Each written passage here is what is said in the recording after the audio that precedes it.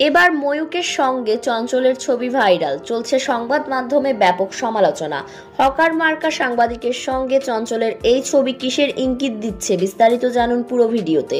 দুই বাংলার জনপ্রিয় অভিনেতা চঞ্চল চৌধুরী ছোট পর্দা থেকে শুরু করে চলচ্চিত্রে অভিনয় করে দর্শক ও সমালোচকদের অনেক প্রশংসা লাভ করেছেন তিনি। তবে এত সফলতার পরও তাকে নিয়ে বিতর্ক যেন জোকের মতো জেঁকে বসেছে। শুরুটা মূলত বৈষম্য বিরোধী ছাত্র আন্দোলনের সময় থেকে। আন্দোলনের সময় চিত্রাঙ্গনের অনেক শিল্পীরা ছাত্রদের পাশে ছিলেন, তবে এই বিষয় নিয়ে চুপ থাকতে দেখা গেছে চঞ্চল চৌধুরীকে।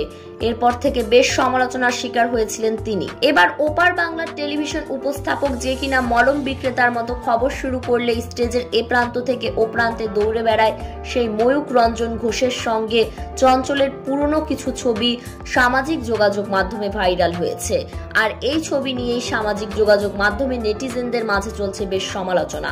দর্শক, চঞ্চলের এই বিষয় নিয়ে আপনাদের কি মতামত জানাবেন ভিডিওর কমেন্ট বক্স।